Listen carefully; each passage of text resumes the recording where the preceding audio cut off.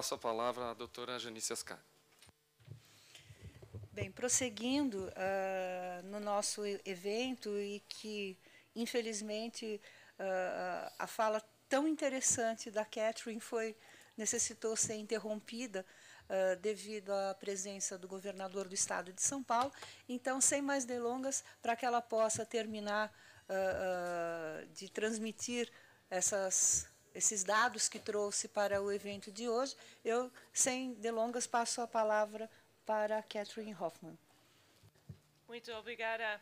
Estava falando sobre as políticas dos Estados Unidos de combate ao tráfico humano. E, para resumir, só vou dizer que o trabalho forçado e o tráfico humano são crimes, como os assassinatos, estupros e sequestros. Portanto, a punição legal dos traficantes é parte indispensável da luta contra a escravidão contemporânea. Nossas estatísticas mostram que, desde o ano 2000, houve apenas 3.600 condenações de traficantes por ano no mundo. É um número modesto. Com esse resultado, os governos demonstram que reparar a injustiça cometida contra as vítimas não é uma prioridade. Para falar sobre os processos criminais, nos Estados Unidos, nossas ações para fazer a lei ser aplicada e punir os criminosos levam em conta alguns fatores. Por exemplo, é preciso ser proativo. Vítimas raramente denunciam o crime.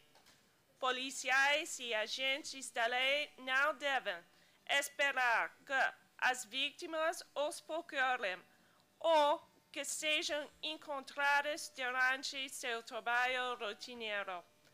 Ao contrário, as autoridades devem tomar a iniciativa de investigar setores comerciais onde exista suspeita do tráfico humano.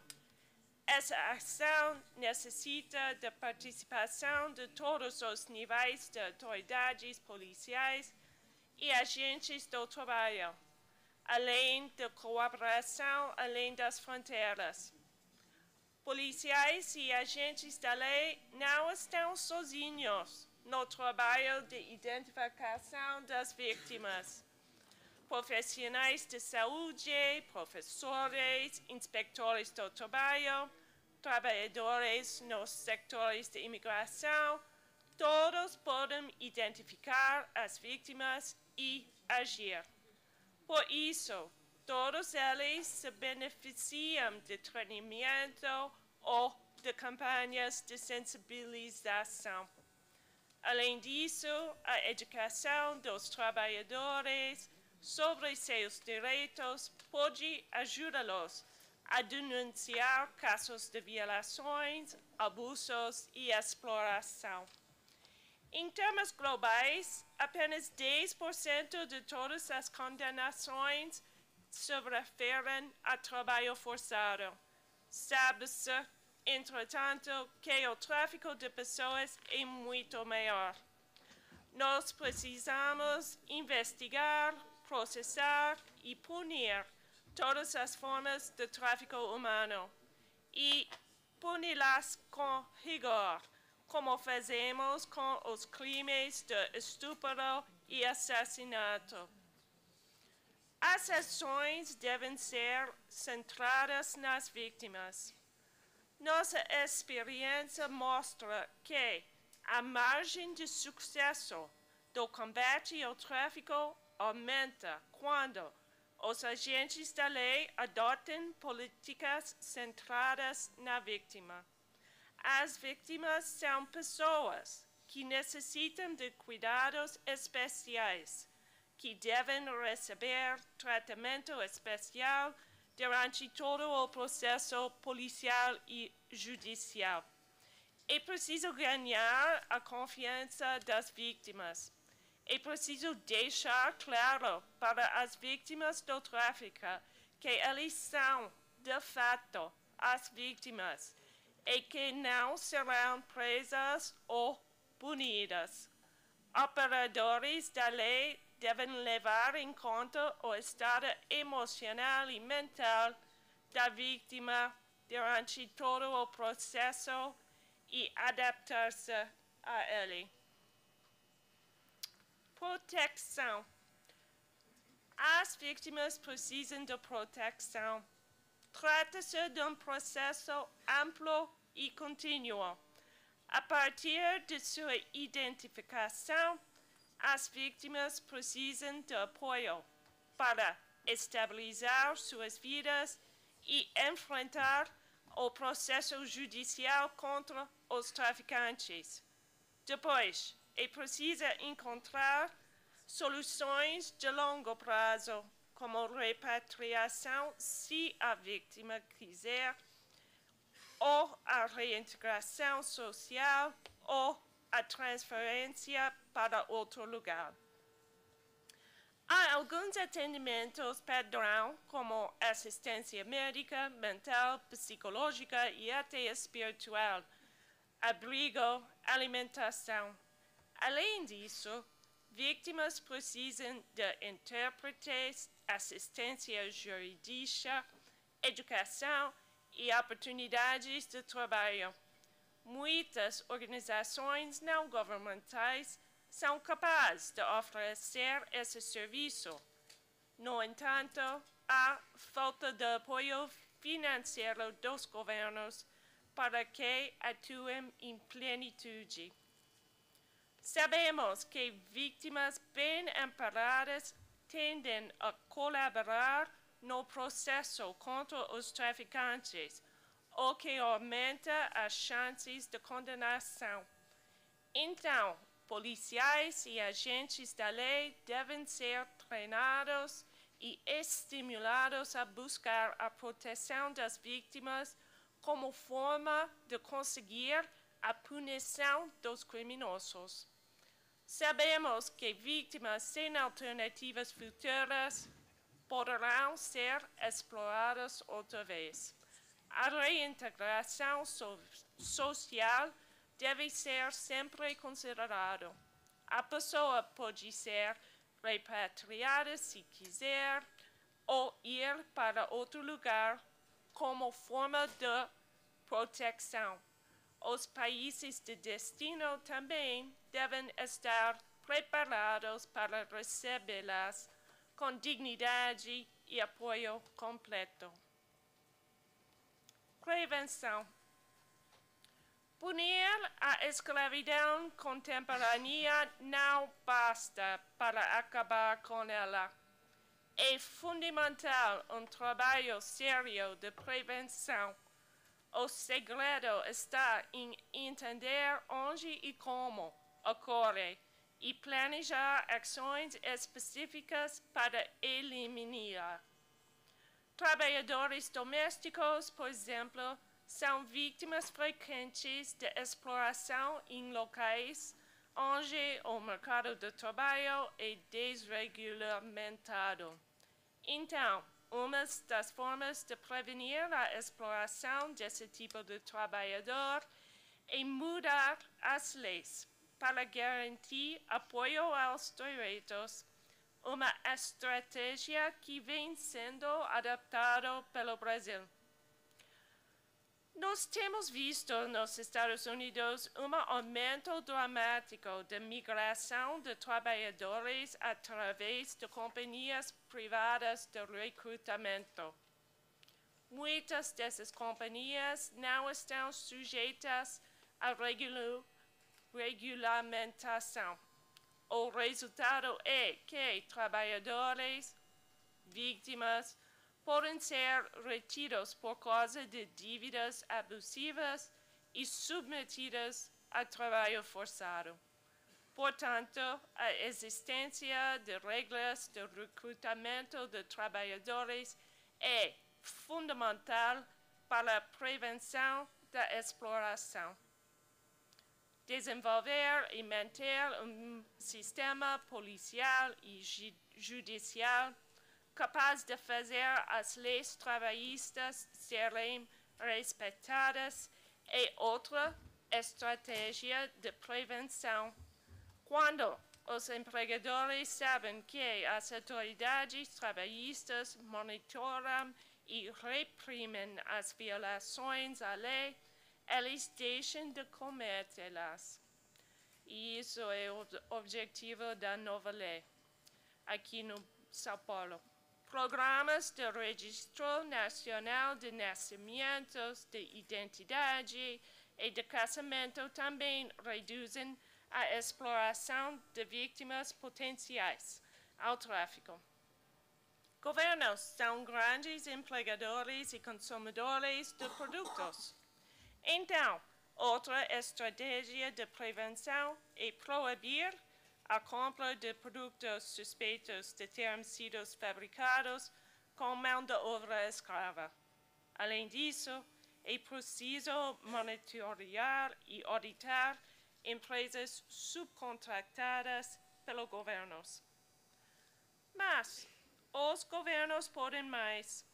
Eles podem incentivar as empresas privadas a prestarem a atenção à sua força de trabalho e aos métodos de contratação adaptados em sua cadeia de produção.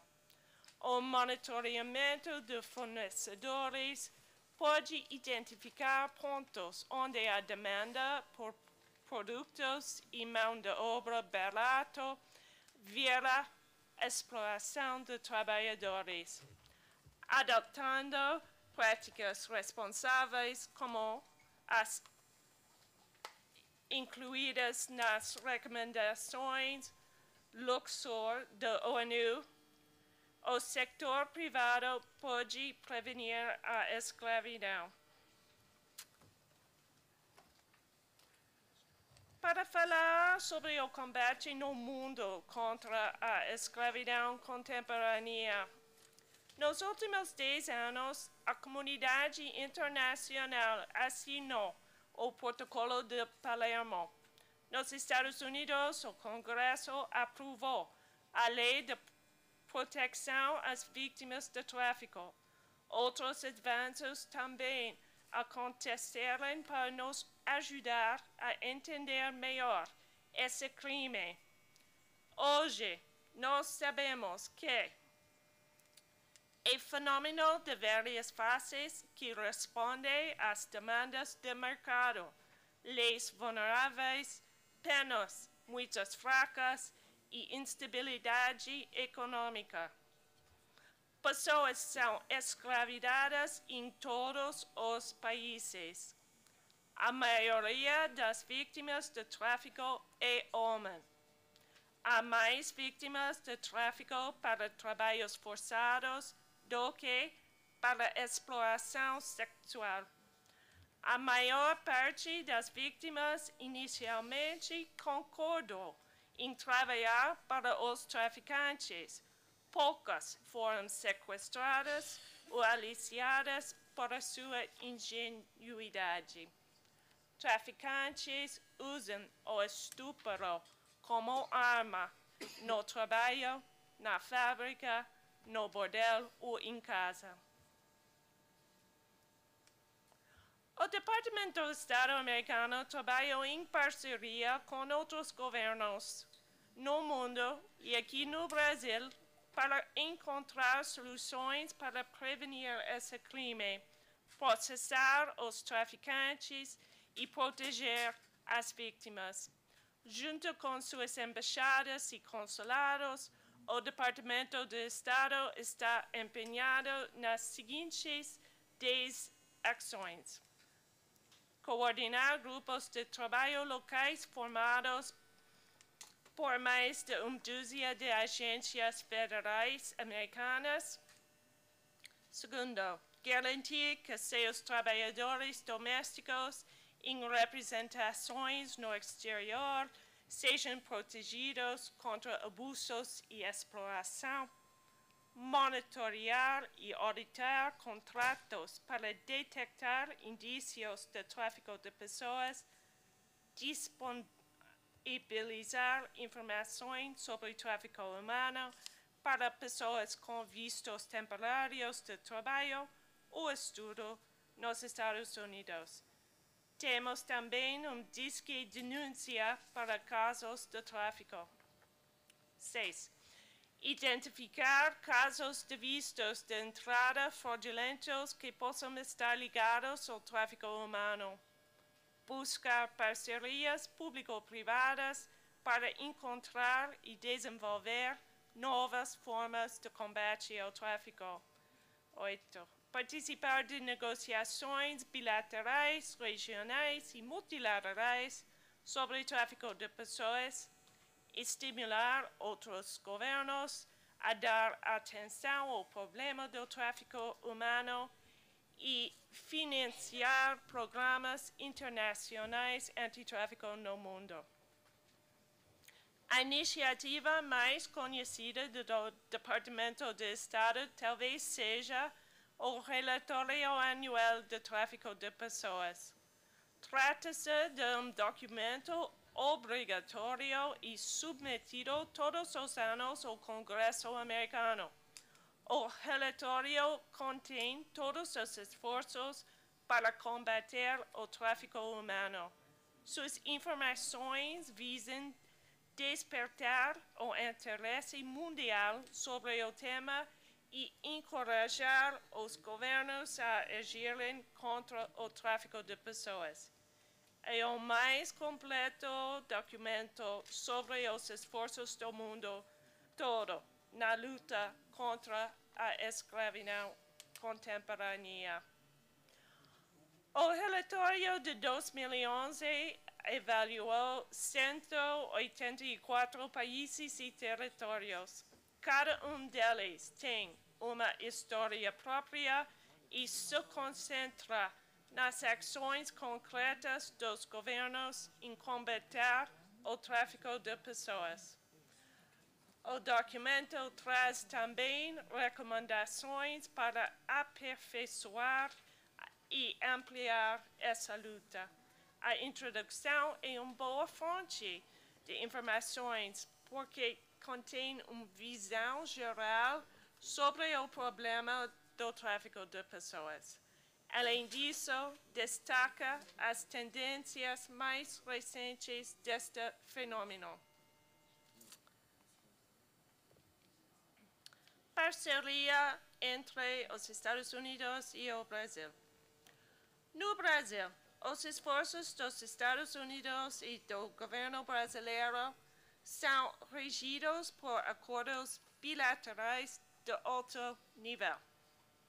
Temos diálogo global coordenado pelo secretário de Estado americano John Kerry e pelo ministro das Relações Exteriores brasileiro Antônio Patriota. O acordo inclui o grupo de trabalho de crimes transnacionais que, entre outros temas, cuida de cooperação para o combate da escravidão contemporânea. Outro mecanismo bilateral de colaboração se dá entre o Departamento Americano do Trabalho e o Ministério do Trabalho e Emprego brasileiro. Ambos contribuem para a vigência da lista suja, uma relação de empresas privadas que usam trabalho forçado na sua cadeia de produção.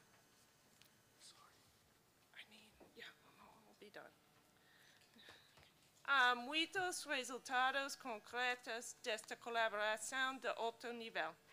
No ano passado, a juíza Alice Hill, Conselheira da Secretaria para a Segurança Interna dos Estados Unidos, esteve no Brasil para participar aqui em São Paulo de uma conferência sobre tráfico de pessoas organizada pela Secretaria Nacional de Justiça. Nossos agentes de imigração ofereceram aos colegas brasileiros treinamentos sobre técnicas de entrevista e de identificação de vítimas de tráfico humano, além de práticas de investigação policial. Agentes da Polícia Federal também já estiveram na academia do FBI nos Estados Unidos para treinamento em técnicas de combate ao tráfico de pessoas. Em São Paulo, junto com os consulados da Bolívia, Peru, Equador, Canadá e Espanha, o Consulado-Geral Americano participa como observador do COITRAI, o Comitê Estadual para a Erradicação do Trabalho Escravo, e também do Comitê para Enfrentamento ao Tráfico de Pessoas. Este é apenas um resumo das atividades inspiradas pelo Protocolo de Palermo. Há muitas outras informações no site do Departamento de Estado americano e também gostaria de ajudar o site quantos escravos trabalham para você. Okay? Muito obrigada pela atenção.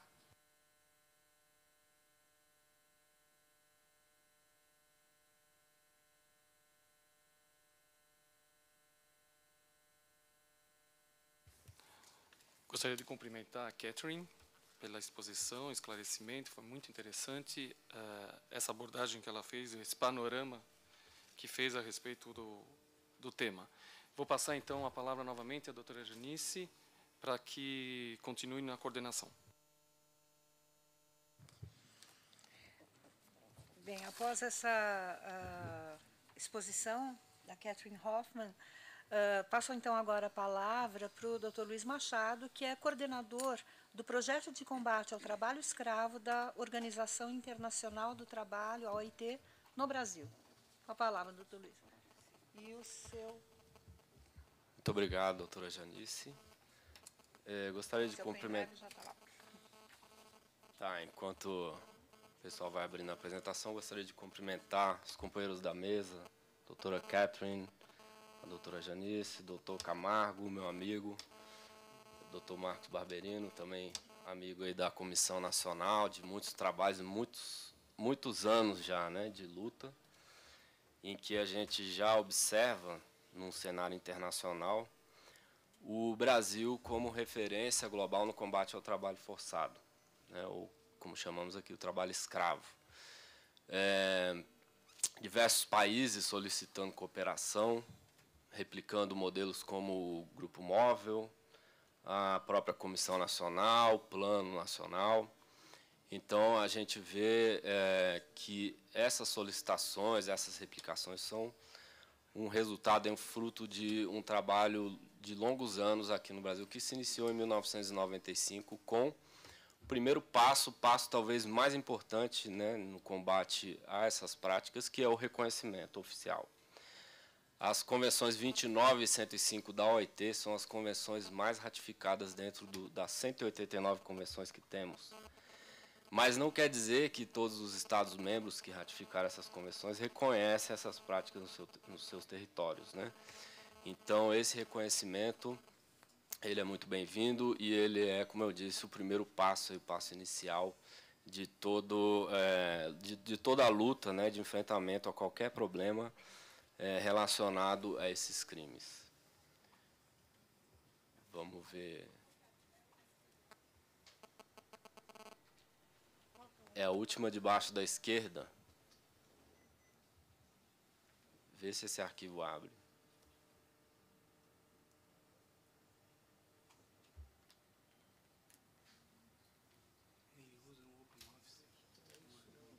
Ele usa o OpenOffice.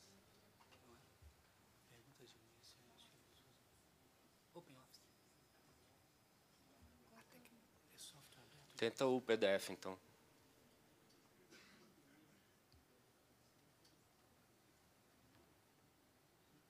Tá, como é que eu vou passar aqui? Tem um controle? Eu não sei se pelo PDF vai funcionar o controle, né, mas vamos tentar. Não, se funcionar aqui eu passo. Deixa eu ver.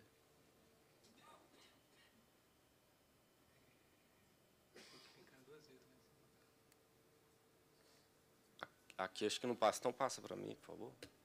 É só ir descendo aí as páginas. Pode passar, né, por favor. Bom, a OIT ela definiu o crime de trabalho forçado na Convenção número 29, que é de 1930, uma convenção antiga, né, onde a gente tinha um outro cenário mundial, né, nas práticas aí de trabalho forçado, algo também ligado muito à questão do militarismo. Mas essa definição, né, ela vem aí com esse texto, que é todo trabalho ou serviço exigido de um indivíduo sob a ameaça de pena qualquer e para o qual essa pessoa não se apresentou voluntariamente. Mês passado, nós organizamos em Genebra, na sede da OIT, tá, o Programa de Combate ao Trabalho Forçado, uma reunião de especialistas do mundo todo sobre o problema do trabalho forçado. Tá? E qual foi o objetivo dessa reunião? A gente subsidiar o Conselho de Administração da OIT com informações necessárias ou aí, importantes para que a gente consiga elaborar um novo instrumento, um novo mecanismo dentro da OIT para modernizar esse entendimento, modernizar a convenção. Então, o objetivo era que saísse uma nova convenção, né, que abordasse a questão do trabalho forçado associado ao tráfico de pessoas. Parece que houveram algumas resistências, né? A gente conhece o sistema da OIT também, o tripartismo, né? Como a gente diz na OIT, o tripartismo é o nosso ponto forte e o nosso ponto fraco ao mesmo tempo, né? Mas o que dá um respaldo, um crédito muito grande para a OIT, né? E aí não temos ainda uma definição do instrumento que vai sair, mas já temos a definição que é o tema da próxima conferência, quer dizer, a do ano que vem, não a de junho desse ano, mas a de junho do ano que vem. O tema, um dos temas abordados durante a conferência será trabalho forçado. E aí deve sair algum instrumento dessa reunião, dessa conferência, né? Talvez um protocolo, talvez uma recomendação. Acreditamos que não, uma nova convenção. Então, a gente vai ver aí futuramente, no futuro próximo,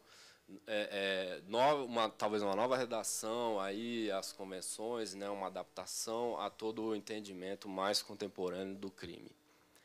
Pode passar, André. A Convenção número 105 complementa a 29, né, ela diz que todo Estado-membro que ratifica essa convenção, ele compromete-se a abolir toda forma de trabalho forçado obrigatório e dele não fazer uso, né.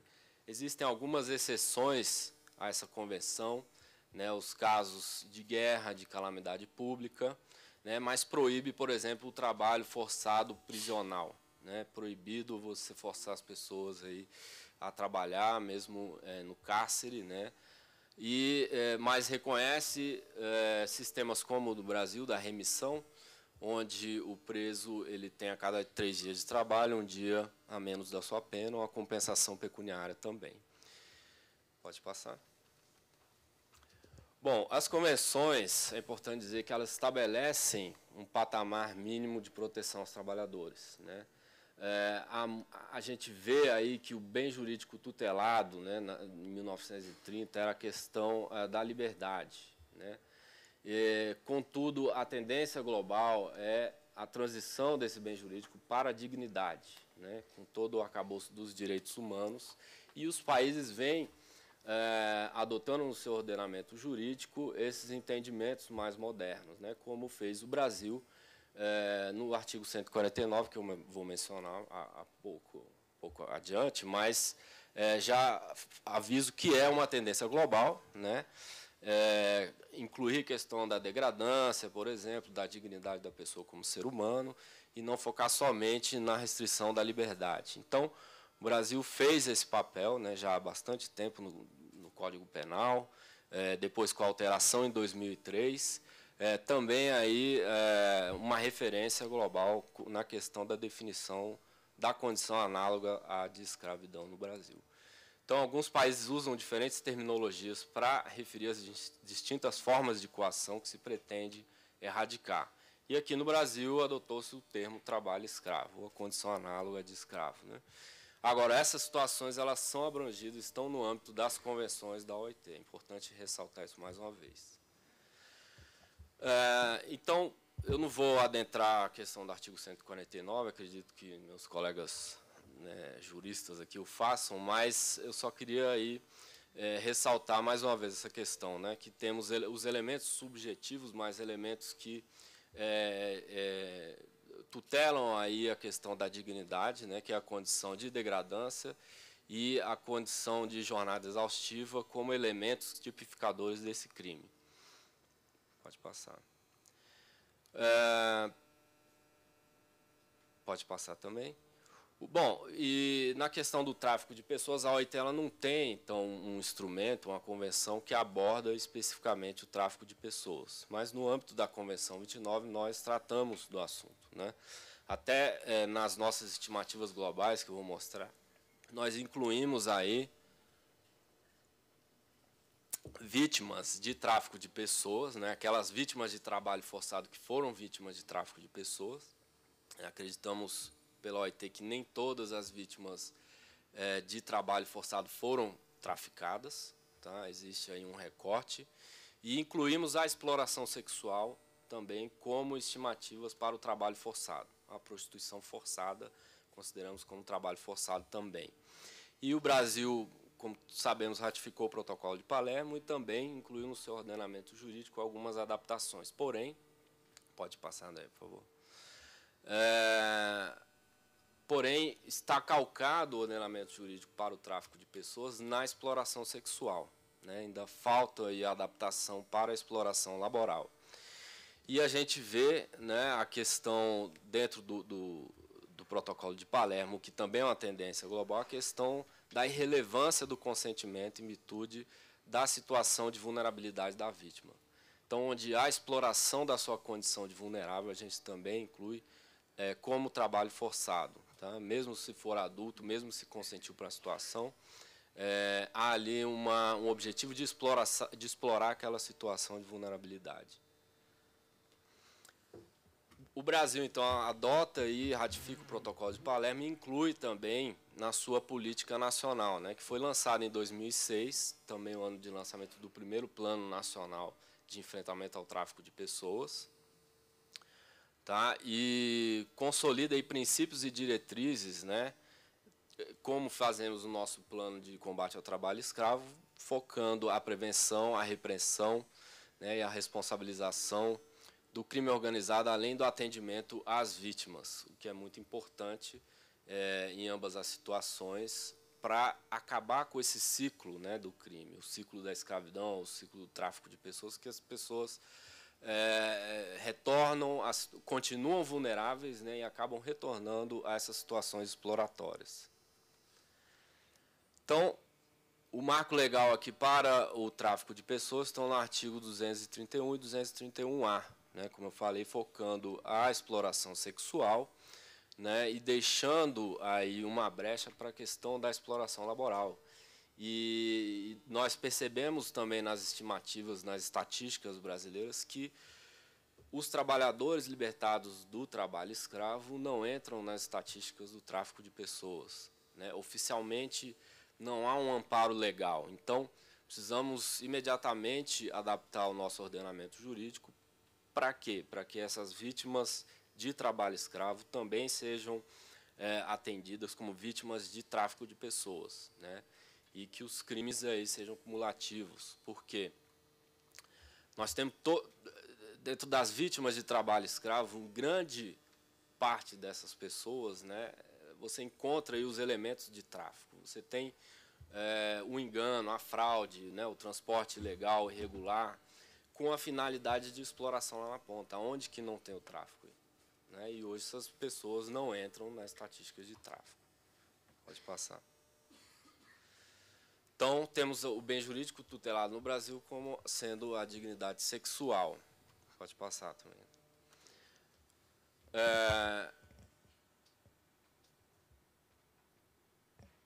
Bom, aí como eu já falei, pode passar mais um também. E aí temos que voltar os olhos à Constituição, né, para que o bem jurídico tutelado seja a dignidade da pessoa humana, não só a dignidade sexual ou a liberdade. Os relatórios da OIT, a cada 4 anos a OIT elaborava um relatório global com estimativas, né, com informações de países. E a gente tem aí alguns elementos do crime, né, que é exigido sob ameaça de punição, se conclui de maneira involuntária ou sem consentimento, né, como a gente falou, o consentimento ele se torna irrelevante, não pode ser confundido com salários baixos ou condições precárias de trabalho, mas sim uma grave violação aos direitos humanos, né, e o uso constante aí da coação. O crime está presente em todas as regiões, tá? Não é exclusividade de países em desenvolvimento ou países pobres, é presente em todos os tipos de economia. A maior parte do crime é explorado pelo setor privado, tá? E as soluções propostas pela OIT são ações rigorosas para o fim da impunidade, mas as medidas têm que estar associadas à questão de prevenção e reabilitação dessas vítimas. A OIT, a partir de agora, com o apoio do Departamento de Trabalho dos Estados Unidos, né, vai iniciar um novo programa fortalecendo toda a estrutura nacional de combate ao trabalho escravo, mas o nosso foco agora vai ser a prevenção e a reabilitação, né?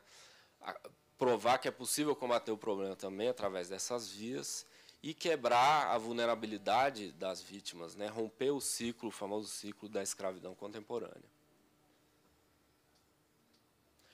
Os números da OIT mais recentes, né, o estudo do ano passado, aí, onde a gente atualizou as estimativas globais, né, mostram que 20,9 milhões de pessoas são vítimas de trabalho forçado, né, eu lembro que inclui vítimas de exploração sexual também.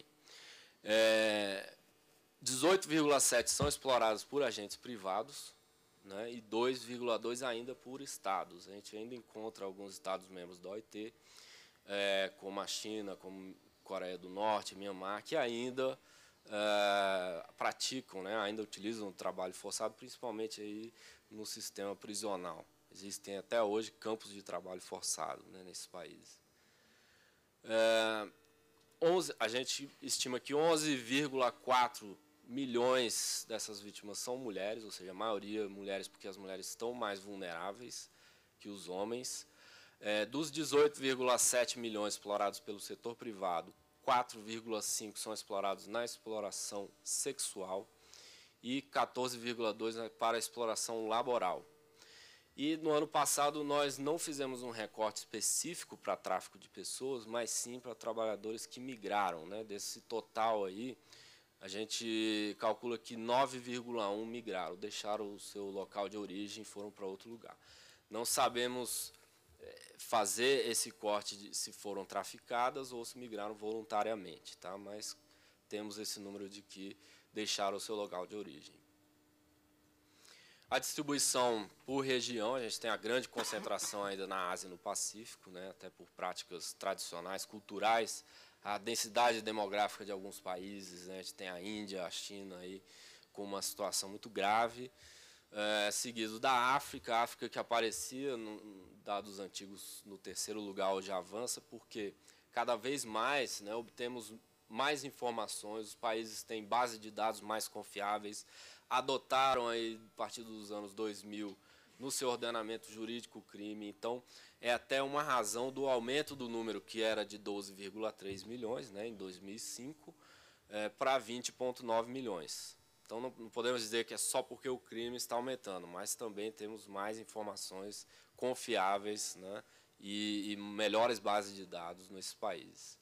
Então, em terceiro lugar, temos com um número parecido de 2005, a América do Sul e Caribe com 1,8 milhões de vítimas, nossa região aqui. Aí mais um mapa, né, da situação. Agora, se a gente for pegar em números relativos, né, e não absolutos, a gente tem o leste europeu como a concentração do problema. Para cada 1.000 vítimas, para cada 1.000 habitantes, 3 pessoas são vítimas de trabalho forçado. Em 2005, um número que utilizamos muito até hoje, né, a gente vê muito na mídia aí, a gente calculou o lucro obtido do tráfico de trabalhadores forçados. E eu quero ressaltar que é do tráfico de trabalhadores, tá? E não só do trabalho forçado.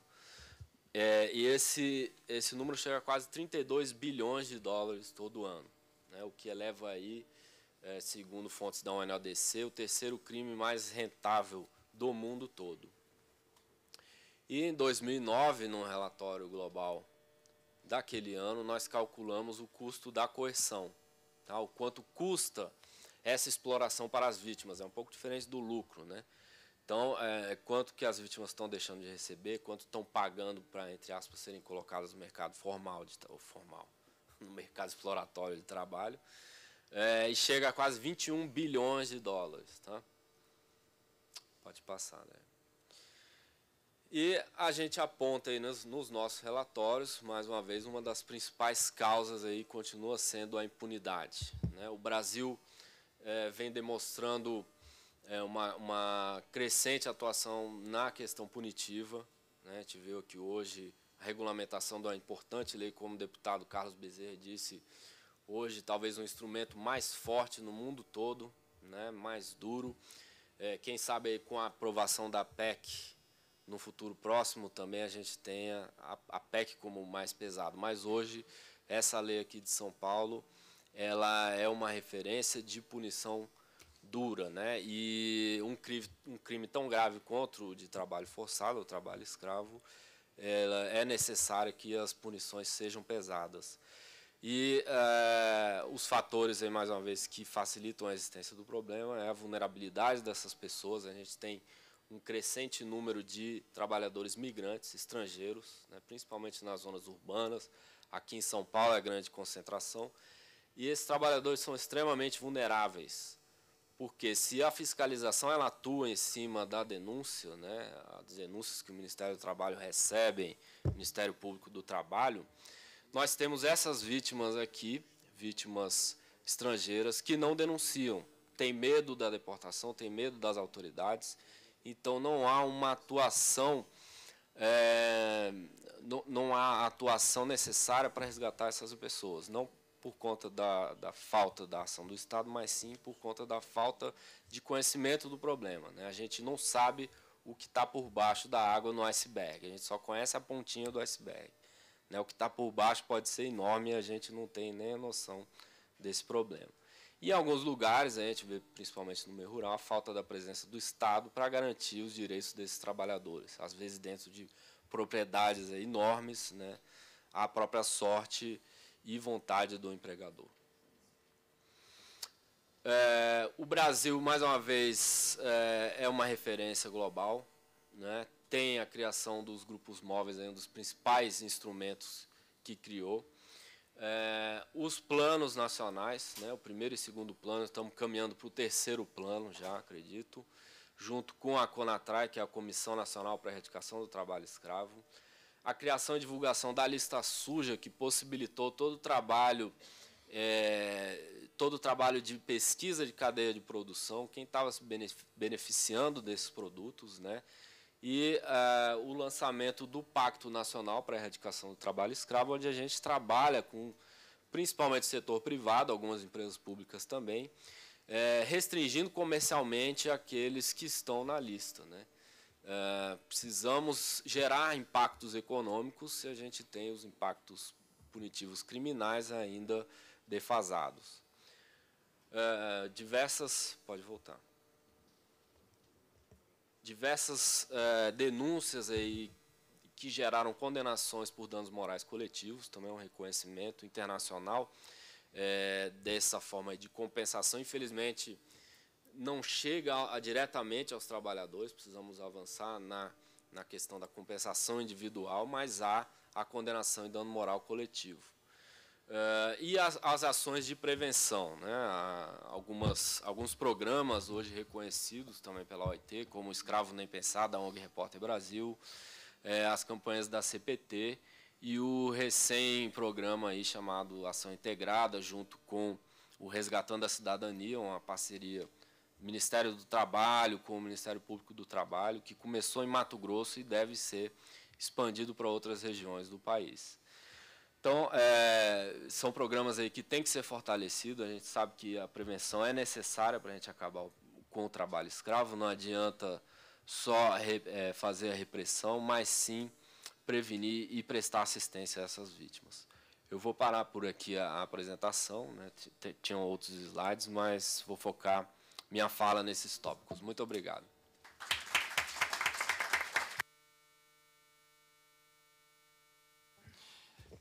Eu gostaria só de comunicar a presença do Marcos Vinícius. Acabou de chegar, ele ficou sabendo do evento, veio dos Estados Unidos e faz um trabalho brilhante na Brasil Foundation. Então, muito obrigado pela presença. E já citei a Brasil hoje de manhã na minha exposição. Vou passar, então, para a doutora Janice novamente. Obrigada, Fausto. Impressionantes os dados que o Dr. Luiz Machado trouxe para nós. Eu não tinha noção de que, até economicamente, o problema fosse dessa dimensão.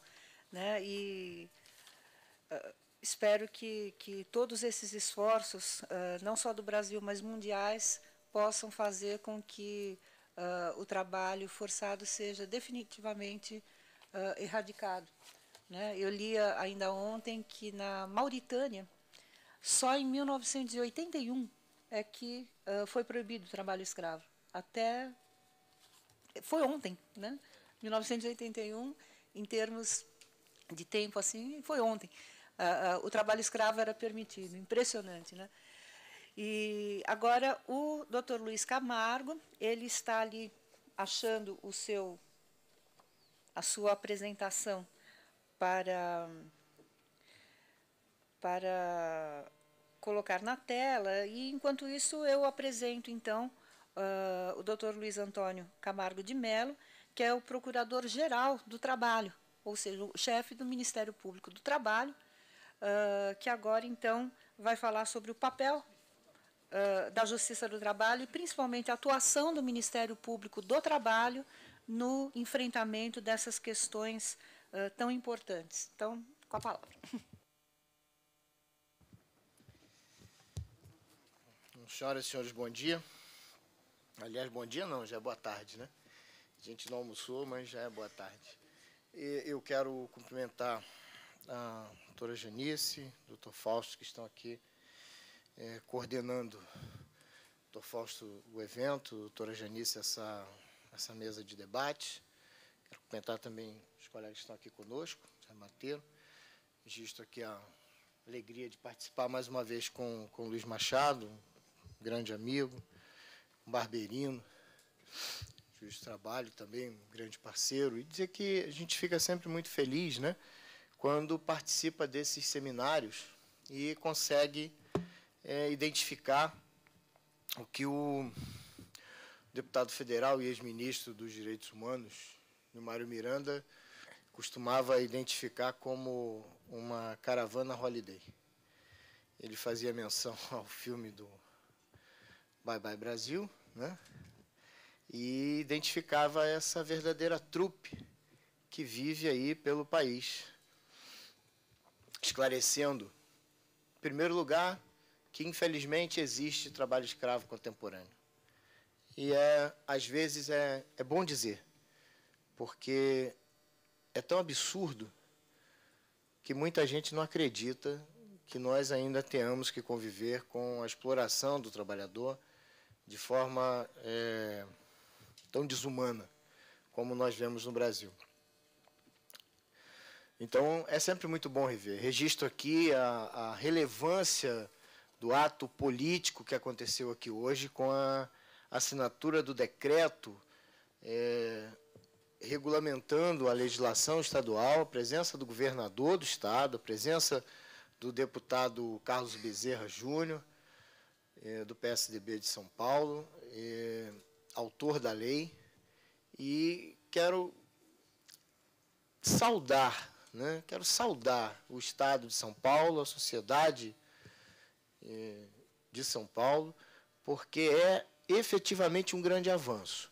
E eu não poderia deixar de saudar também os meus colegas do Ministério Público do Trabalho que participaram ativamente né, para que nós chegássemos a esse momento. Aqui o doutor Fabre, nosso vice-coordenador nacional de erradicação do trabalho escravo, doutora Cristiane e doutor Tiago, que são os responsáveis pelo enfrentamento do trabalho escravo contemporâneo no Estado de São Paulo. Registro também a presença do doutor Carlos Eduardo, presidente da Associação Nacional dos Procuradores de Trabalho. Ou seja, o Ministério Público está bem representado, mas não é só o Ministério Público do Trabalho que está bem representado, o Ministério Público brasileiro está bem representado, né? Está aqui o Procurador Federal dos Direitos do Cidadão, doutor Aurélio, a coordenadora da 2ª Câmara Criminal do Ministério Público Federal, a doutora Raquel, e mais uma vez eu registro como integrantes dessa grande caravana Holiday, né? São todos membros do Ministério Público que estão cotidianamente envolvidos com essa questão, e já há longos anos que participam e contribuem, né, para o enfrentamento do trabalho escravo contemporâneo no Brasil. Então, eu registro uma alegria muito grande de participar deste evento. Agradeço o convite, o doutor Fausto, o meu amigo Zé Guerra, meu vizinho, lá em Brasília, né, coordenador da CONATRAI.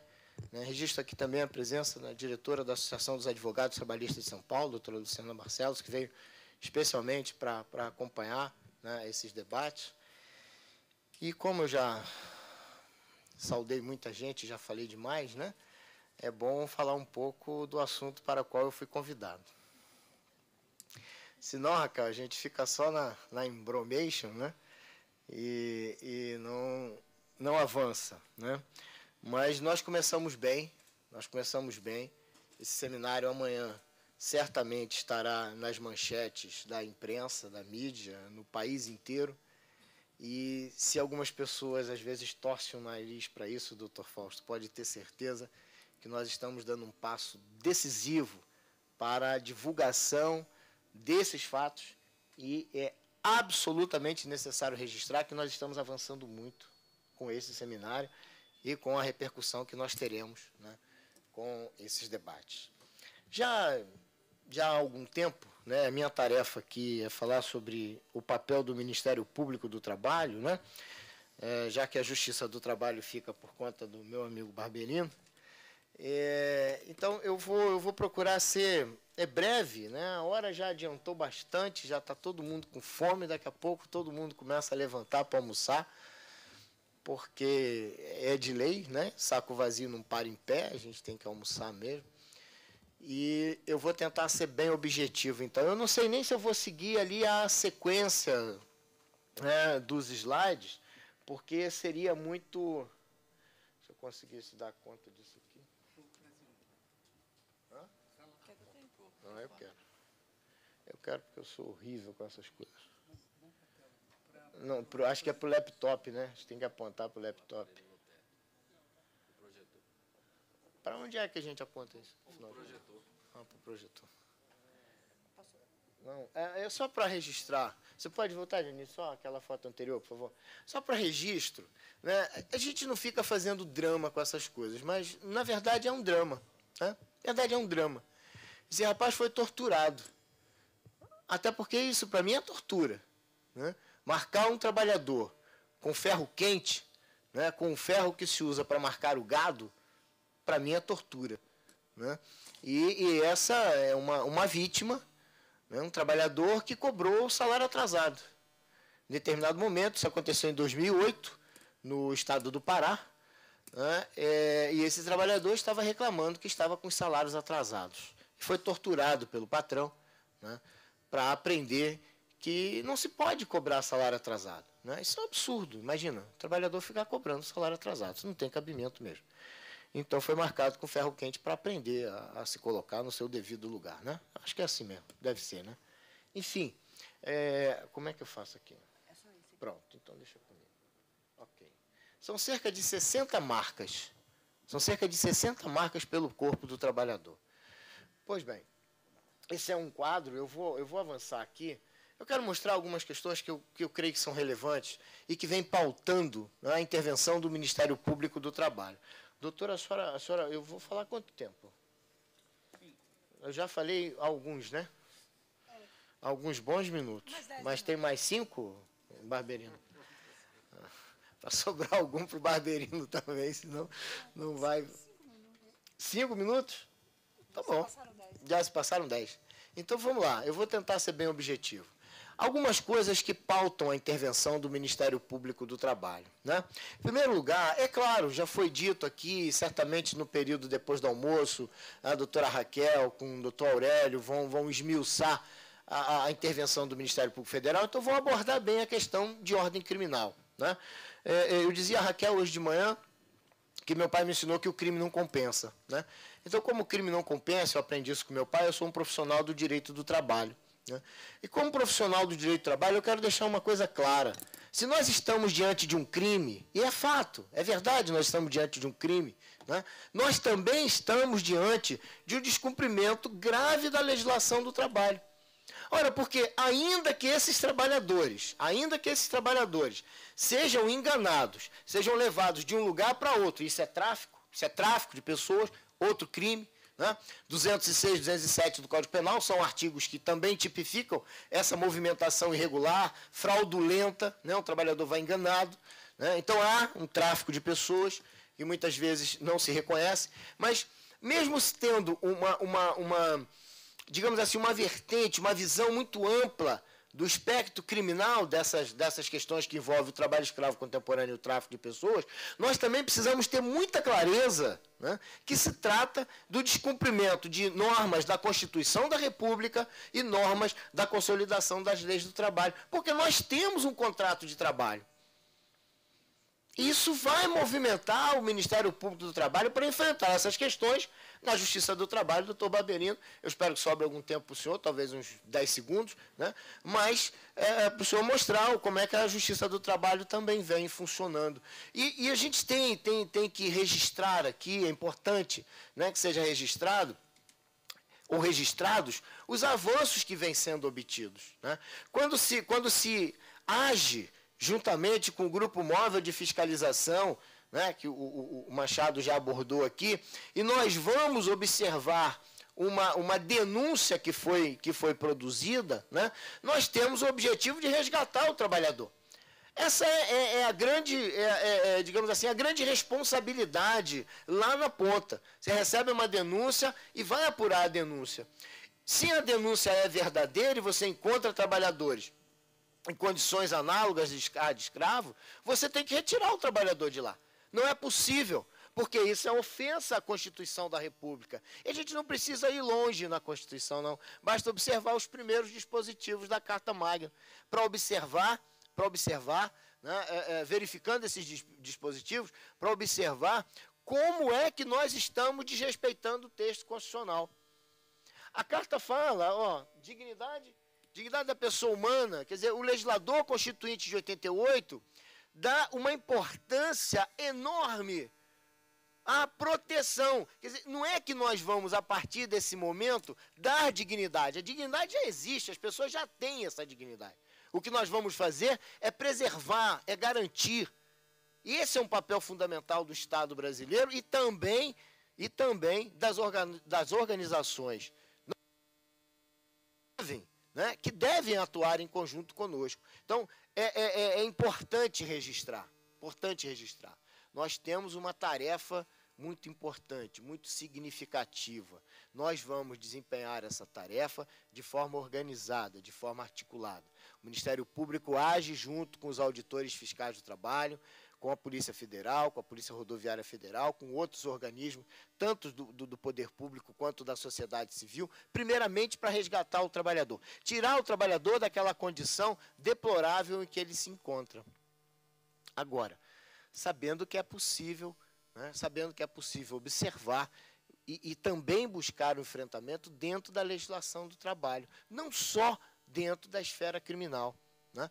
Então, é isso que nós temos tido a preocupação. E aí nós, claro, trabalhamos com o texto do artigo 149 do Código Penal, óbvio que sim, porque é onde está tipificado o crime na legislação brasileira. Mas nós também precisamos observar, né, a necessidade de garantir a essas pessoas os benefícios da legislação do trabalho.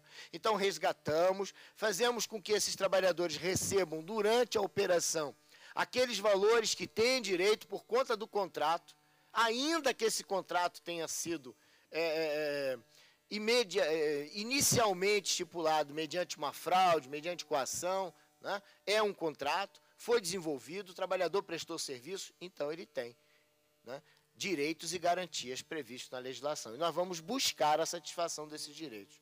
Algumas vezes lá mesmo durante a operação.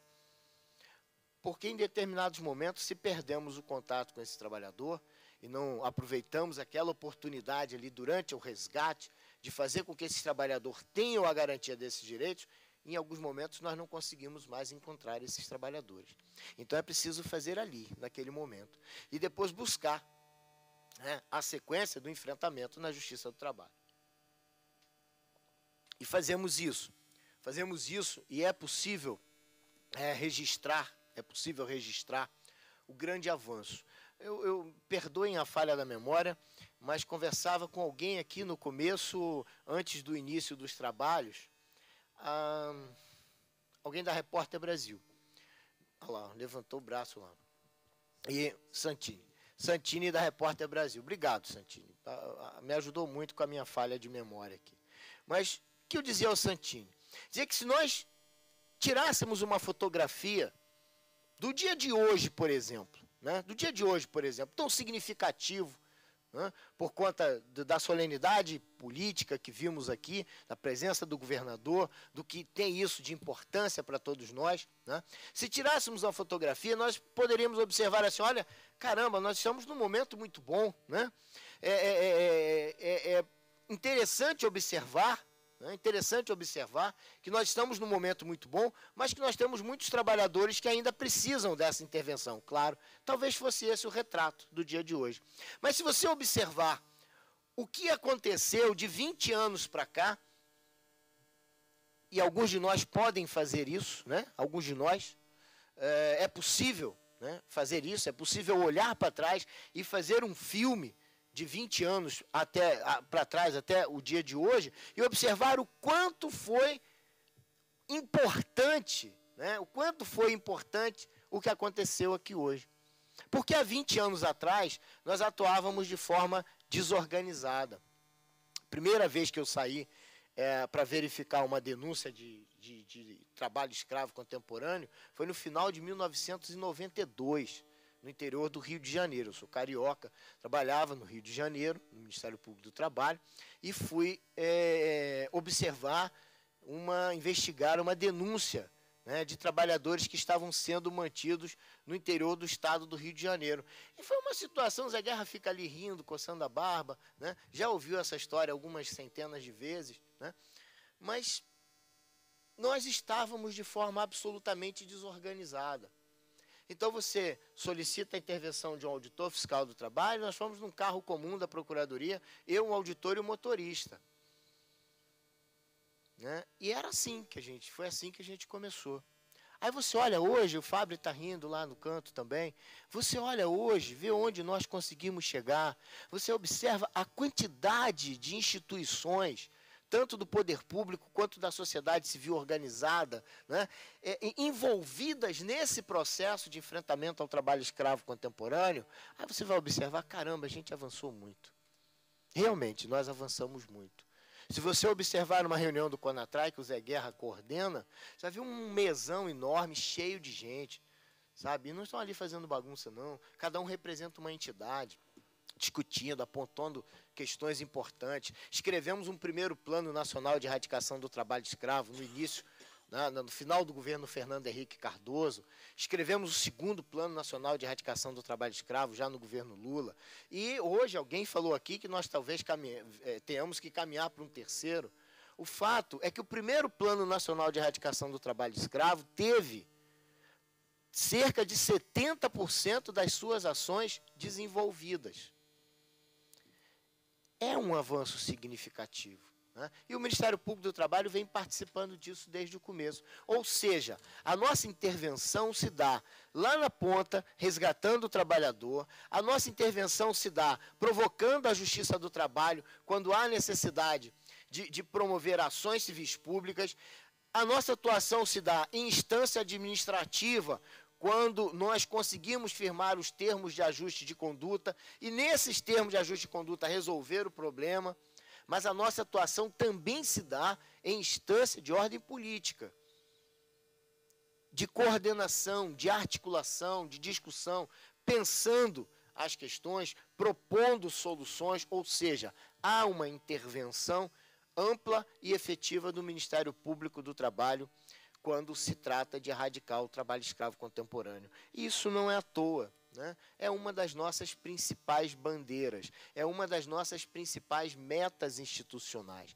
Erradicar o trabalho escravo contemporâneo é uma tarefa, né, que faz parte do cotidiano, do dia a dia do Ministério Público do Trabalho. Isso nos dá uma satisfação muito grande de saber que nós estamos contribuindo decisivamente para afastar essa chaga no Brasil. Vale o registro, Machado já falou aqui, que quando a Organização Internacional do Trabalho prepara seus relatórios, né, prepara esses relatórios trazendo, ou lançando, ou levando o Brasil a um papel de destaque. Já vou terminar. Há um papel de destaque, porque nós temos apresentado contribuições para o mundo inteiro. Primeiro, porque admitimos que há trabalho escravo contemporâneo. E uma vez admitindo que há o trabalho escravo contemporâneo, nós temos que tomar atitudes para erradicá-lo. Esse foi um passo significativo do Brasil no início da década de 90, né, dentro do governo Fernando Henrique Cardoso. Levou o Brasil a organizar o então GERTRAF, que depois acabou sendo substituído, e é o que hoje nós temos, né, como CONATRAI. Então, há uma participação efetiva e, mais do que isso, há um reconhecimento, né, de que o nosso país tem enfrentado essa questão, e mais do que enfrentado, tem conseguido avanços significativos, né? Nós temos inúmeras ações tramitando na Justiça do Trabalho, algumas já transitadas em julgado. Nós temos inúmeros termos de ajuste de conduta firmados Brasil afora, né? Alguns já cumpridos, outros sendo executados, né? O que faz com que o Ministério Público do Trabalho tenha deixado, né, de forma efetiva, né, uma contribuição muito significativa para erradicar o trabalho escravo no Brasil. Eu vou concluir, doutora Janete, eu acho que o meu tempo já se esgotou, mas eu vou concluir deixando uma reflexão. Nós ainda temos algumas dificuldades, e talvez este seja o momento adequado para se deixar uma reflexão. Quando se fala que não há segurança jurídica, quando se fala que não há um marco legal em relação ao trabalho escravo contemporâneo, por gentileza, não acreditem nisso. Isso é sofisma, isso é conversa fiada. Nós temos um marco legal, e a nossa legislação é suficiente para o enfrentamento dessas questões e para trazer segurança jurídica até mesmo para os criminosos que praticam o crime capitulado no artigo 149 do Código Penal, que é o de redução à condição análoga de escravo. Não podemos nos deixar levar pela conversa daqueles que querem continuar explorando o trabalhador. Machado mostrou aqui os lucros. É muito lucrativo explorar o trabalhador no Brasil. É muito lucrativo manter o trabalhador em condição análoga de escravo.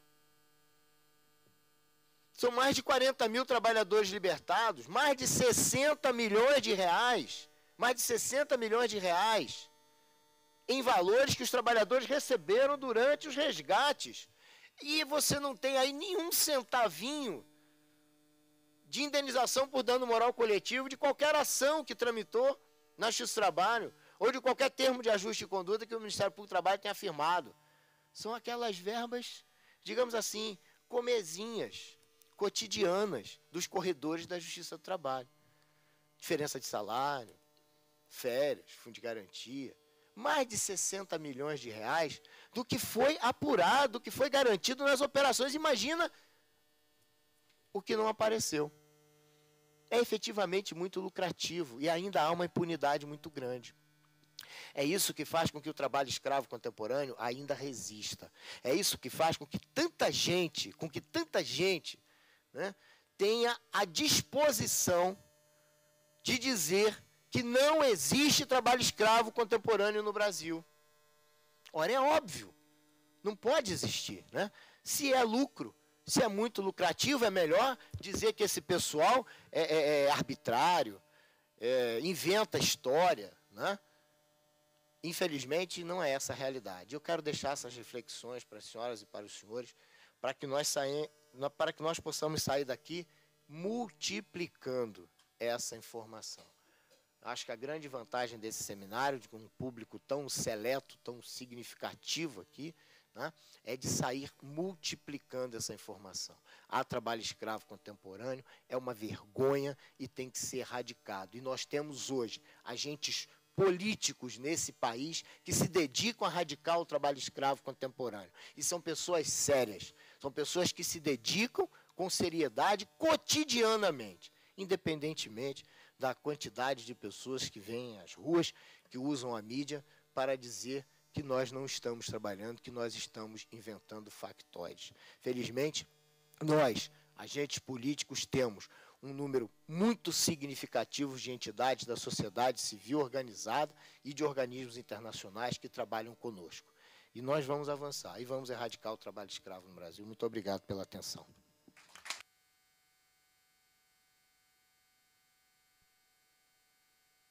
Muito obrigada, doutor Luiz Antônio Camargo de Mello, Procurador-Geral do Trabalho.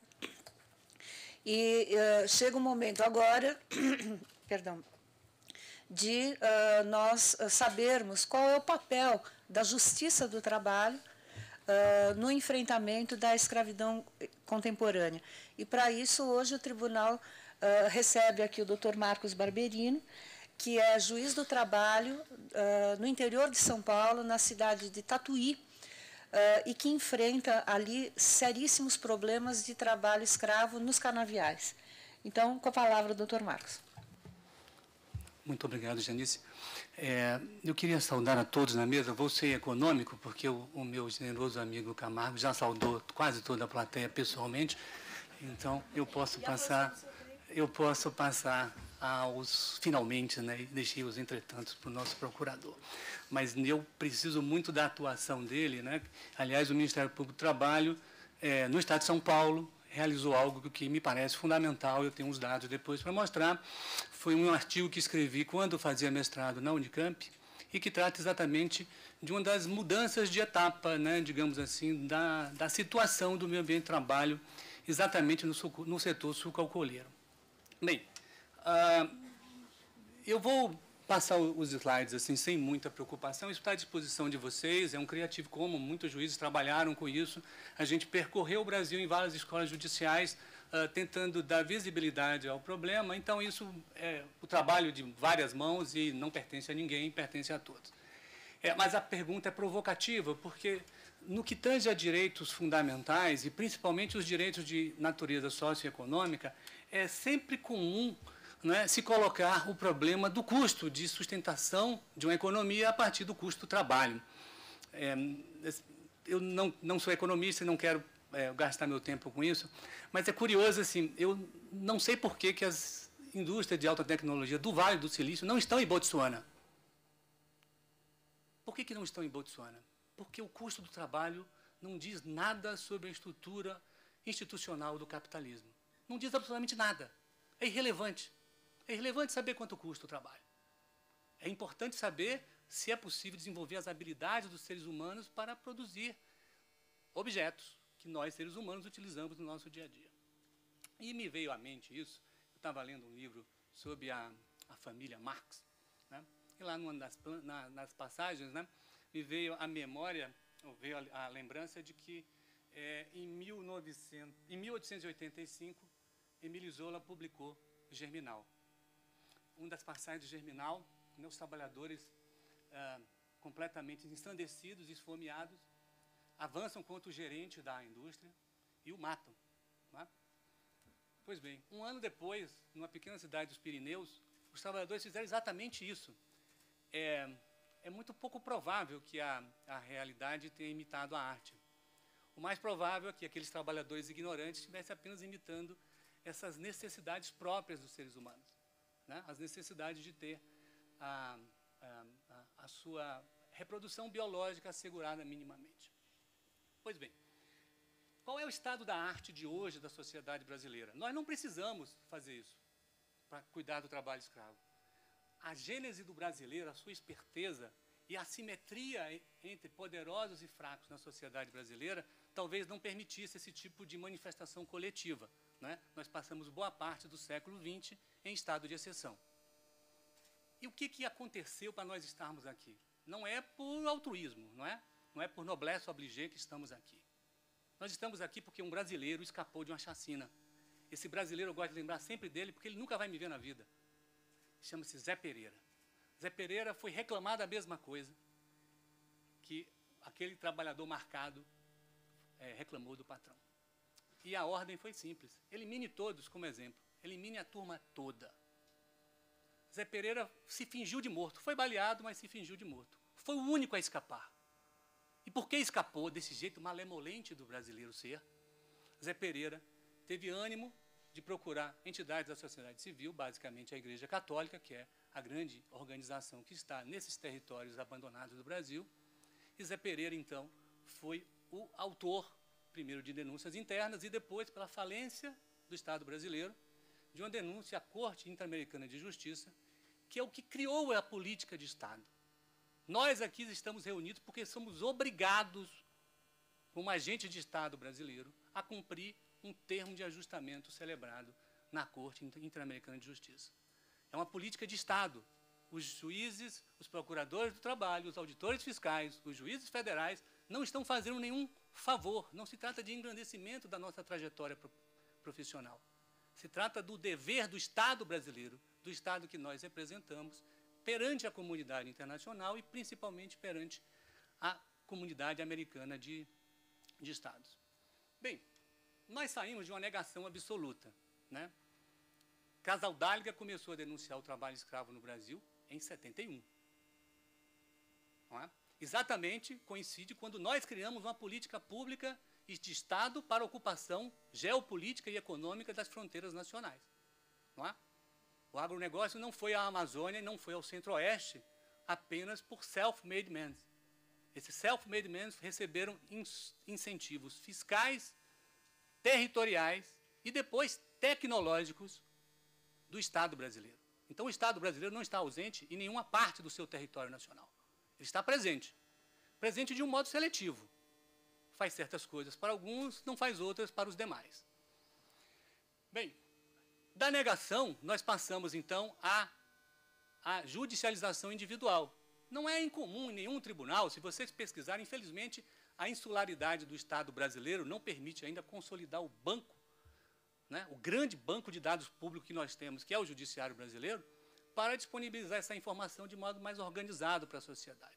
Mas qualquer site de qualquer Tribunal Regional do Trabalho, e mesmo do Tribunal Superior do Trabalho, tem copiosas decisões sobre trabalho escravo. Naturalmente, se vocês procurarem por uma das modalidades, é mais fácil achar decisões hegemonicamente reconhecendo, mas ainda há, né, decisões minoritárias, né, principalmente nas esferas recursais, que não reconhecem aquela situação específica. Se procurarmos pelo ícone trabalho degradante, vamos encontrar milhares de decisões. Né?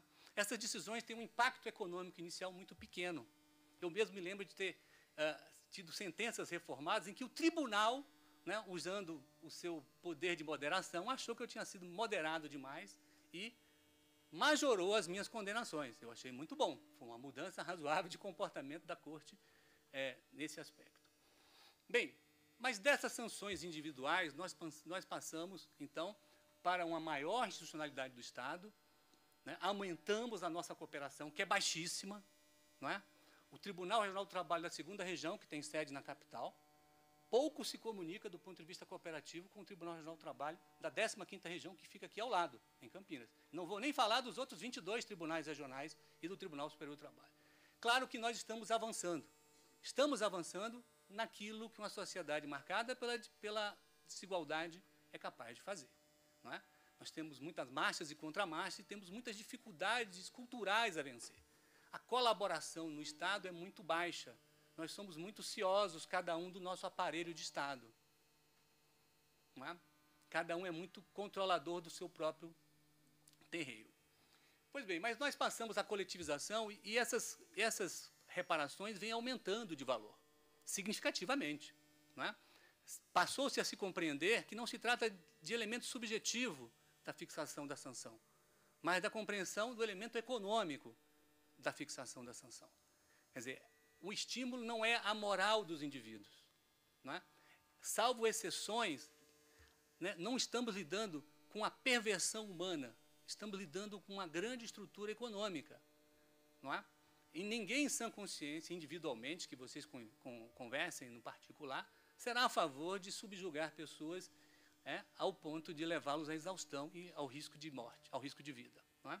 Mas sim, sem estímulos específicos, as pessoas são invisíveis.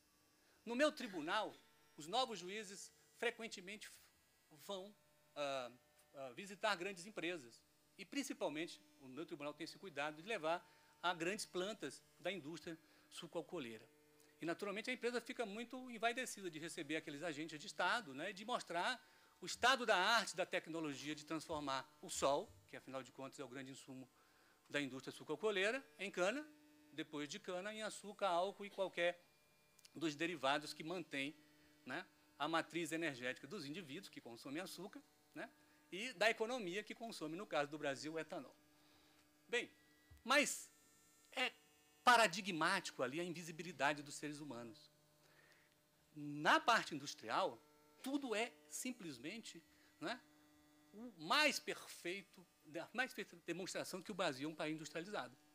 É tudo tão bonito, tudo tão sofisticado. Há nutricionistas, a alimentação é balanceada. Não é? Mas isso é para os setores do operariado industrial. Quando vocês vão para o eito da cana-de-açúcar, o que você encontrava é pessoas, né, nem são roupas, né, são, né, mal ajambradas, né, e pessoas que não têm o que comer.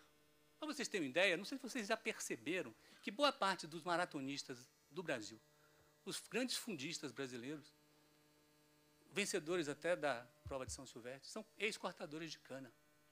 Sabe por quê? É a grande política de formação de atletas desse país. Um cortador de cana, não estou brincando, eu vou mostrar para vocês daqui a pouco um dos EPIs de um cortador de cana. Ele toma mais ou menos de 8 a 10 litros de água por dia. Vocês frequentam a boa medicina e o médico diz para vocês tomarem 3 copos de água por dia. Alguém que está tomando 8 litros é porque está se desidratando ao longo do trabalho em 8, 10 litros de água. Bom, e qual é o problema? Eu vou logo ao ponto que me parece fundamental. Daquilo que foi a minha experiência empírica como magistrado. Já julguei muitas ações individuais, julguei algumas ações coletivas relevantes. Trabalhei no Brasil, né, a convite do ministro Paulo Vanucchi, fiz um trabalho voluntário na presidência da República durante 6 anos e trabalhei diretamente em vários tribunais com isso. Vou contar o meu caso, pessoal. Uma ação civil pública ainda não transitou em julgado, mas isso não impede que ela esteja praticamente exaurida do ponto de vista do seu cumprimento. Porque a empresa que nunca teve um cortador de cana como empregado, né, no ano subsequente à publicação da sentença, passou a ter 1.000. Em 50 anos de atuação, não tinha nenhum. Depois disso, passou a ter 1.000. Né? Bem, tentamos, então, fazer alguma coisa em termos de reparação. A sentença é muito complexa, não dá para explicar para vocês, mas tem vários aspectos, várias ordens mandamentais para a empresa, e uma dessas reparações, me pareceu ser razoável, era educar essas pessoas. Então, chamei as secretárias de educação do meu território jurisdicional, eram 10 secretários municipais de educação, chamei a empresa e havia cooperação, eu queria que a empresa fornecesse logística e queria descobrir qual é o estado da arte do sistema educacional. Para minha surpresa, não falta equipamento físico, não falta imóveis, não falta vaga nas escolas. Para minha surpresa, não era um problema de escassez de professores. O EJA, que é o Programa de Educação de Jovens e Adultos, tem professores específicos treinados para alfabetizar essa população. Para minha surpresa, no estado de São Paulo, quase todas as prefeituras devolvem dinheiro à União todo final de ano, porque não há demanda por alfabetização de jovens e adultos. Que coisa estranha, não fecha, né? Não fecha, sabe por quê? Porque vocês que estão aqui e nós que estamos aqui, nós passamos por aquilo ali, ó. Abstenção total ou parcial ao trabalho, desde os 4 anos de idade, no meu caso até os 14, não é? Foi total, depois parcial, né? Nós ficamos abstraídos do trabalho durante todo esse tempo, acumulando outras experiências culturais. Então, nós ganhamos ferramentas civilizatórias para brigar por outra coisa dentro dessa coisa, dessa centralidade da vida humana moderna, que é o mercado de trabalho. Esse é o centro do mundo. O centro do mundo material. O centro do mundo formal pode ser o direito constitucional brasileiro, americano, as convenções da OIT. Mas o centro do mundo material é o mercado de trabalho. É a sociabilidade das pessoas que se dá dentro dele. Me parece que sem abstenção parcial ou total desses trabalhadores, no caso do Brasil, nós vamos continuar libertando pessoas. Nós libertávamos e dávamos a eles a liberdade do século XIX. Vocês estão livres. Exerçam toda a racionalidade possível. E o que eles faziam? No outro dia, procuravam emprego. Emprego em quê? Nas condições que eles têm, segundo a habilidade cultural que eles acumularam. Então, voltavam para o intermediador, o gato, a rede do tráfico, para voltar a conseguir um trabalho. Depois, nós conseguimos liberar o seguro-desemprego. Demos alguma segurança econômica durante alguns meses. Mas isso não é suficiente. Eu vou passar os slides para tentar, né?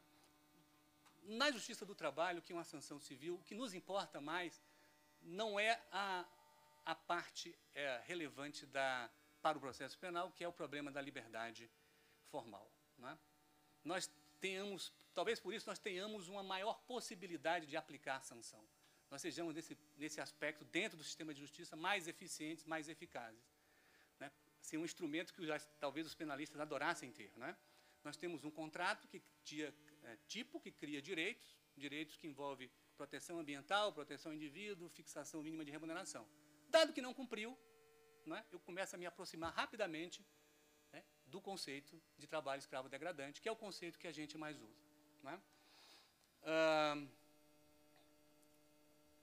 Esse tipo penal está aí, mas eu vou deixar isso para vocês. A coisa mais relevante para a gente é a questão da jornada e é a questão das condições degradantes. Que condições degradantes são essas? No caso da usina São José, por exemplo, a usina foi um dos poucos trabalhos coordenados que eu vi o Ministério Público do Trabalho fazer, um dos poucos, não, um dos primeiros, que coordenou a atuação dos agentes de vigilância sanitária dos municípios, mais o Ministério do Trabalho, e interditou os alojamentos. Esses alojamentos eram locais fétidos. Assim, não havia nenhuma diferença entre o quarto e o banheiro. Não havia nenhuma diferença entre o quarto, o banheiro e o conteúdo do vaso sanitário, se vocês conseguem me entender, para que eu não seja mais, digamos assim, né, literal. Então, é disso que estamos tratando, não é? É da completa invisibilidade de seres humanos. A completa invisibilidade. Era curioso disso, porque essa usina não tinha um único empregado que cortava cana, mas ela participava da negociação coletiva para fixar a tarifa do trabalho. Curioso, né? Por que eu não tenho, eu que não tenho nenhuma relação jurídica e não tenho nenhum interesse jurídico numa negociação coletiva, participo dela? Isso tudo foi objeto de instrução processual. No Brasil, nós ganhamos um grande reforço com as 2 votações no Supremo Tribunal Federal. Isso deu mais estabilidade ainda ao Supremo. Eu sempre gosto de ver a segurança jurídica como um patrimônio de todos os brasileiros.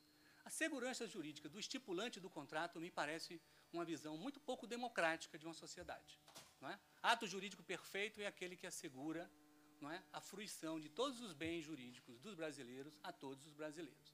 Ato jurídico perfeito que aparentemente usurpa direitos fundamentais de pessoas está longe do conceito que a Constituição busca proteger.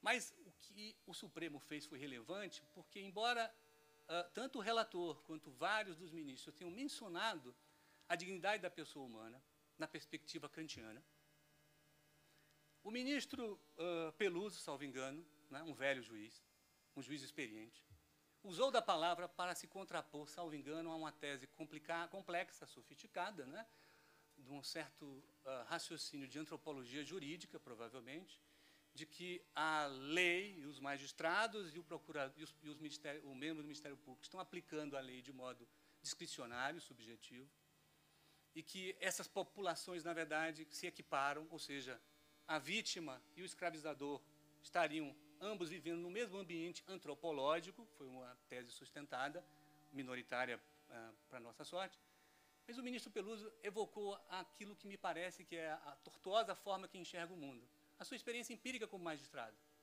e disse, olha, o que via no interior de São Paulo, e olha que ele era um juiz de família, era outra coisa, e ele passou a narrar, então, né, o sofrimento dos cortadores de cana.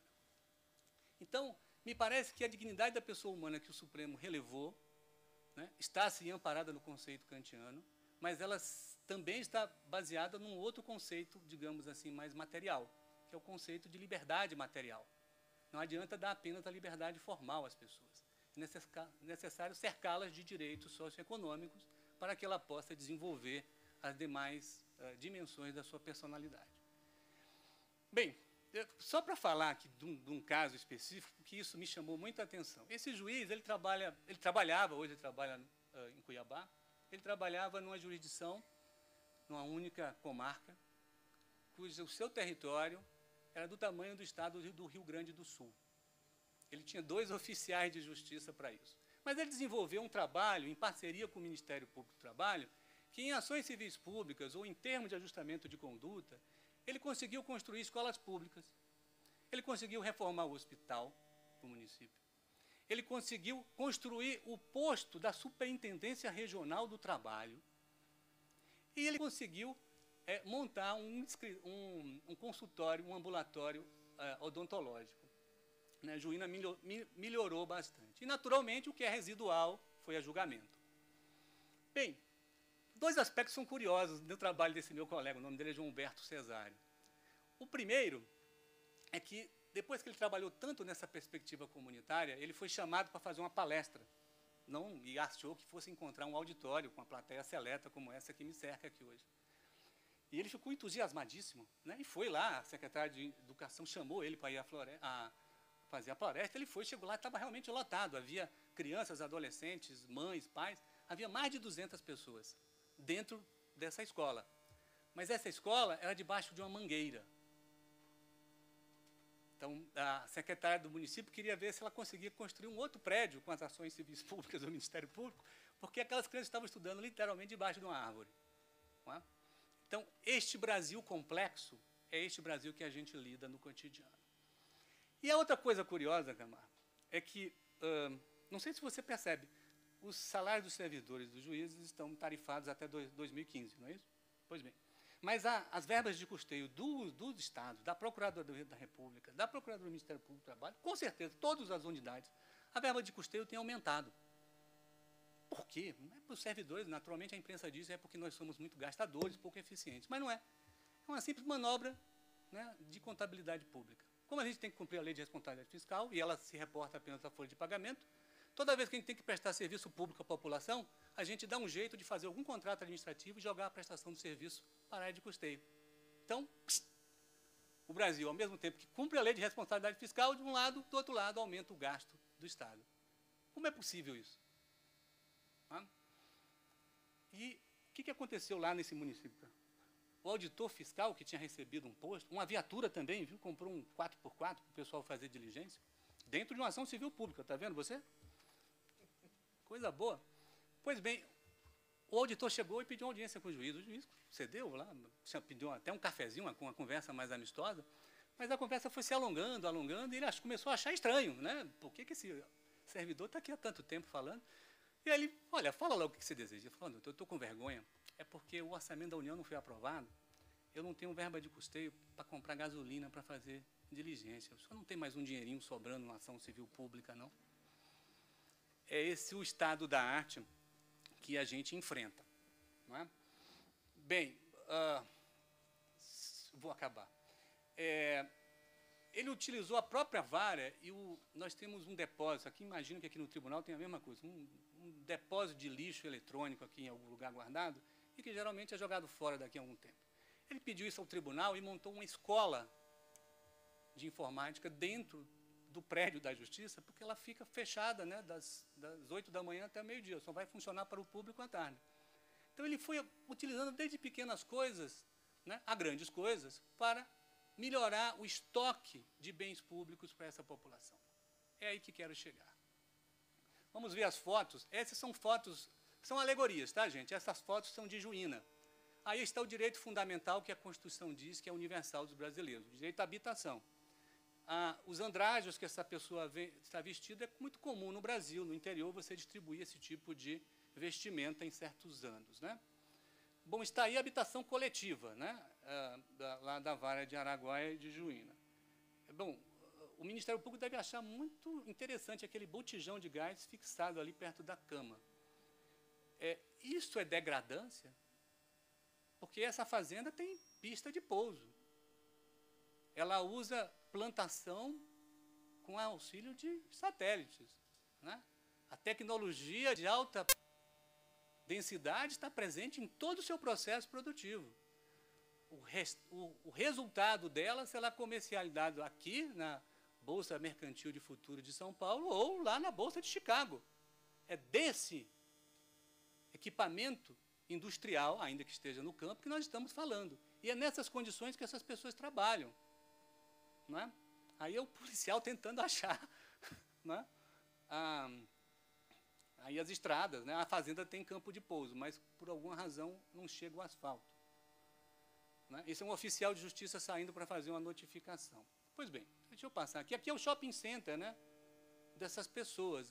Se vocês chegarem perto, aquelas lâminas que se vê lá no display do supermercado, uma única custa R$5. Aquela que vocês compram por centavos ali em qualquer supermercado local. Bom, o que eu queria mostrar para vocês é aqui o caso, esse caso que eu estava mencionando para vocês, lá do setor sucalcoleiro, né? Depois disso, a gente fez uma pesquisa. O que aconteceu aí de relevante foi exatamente a forma de instrução processual que a gente tem tentado levar para os colegas. É instruir não o cumprimento ou descumprimento das obrigações contratuais, porque essas são autoevidentes, mas instruir a organização da cadeia produtiva. Como é que a atividade econômica se organiza para que a gente possa estabelecer, enfim, a extensão do dano que essas unidades econômicas estão cometendo.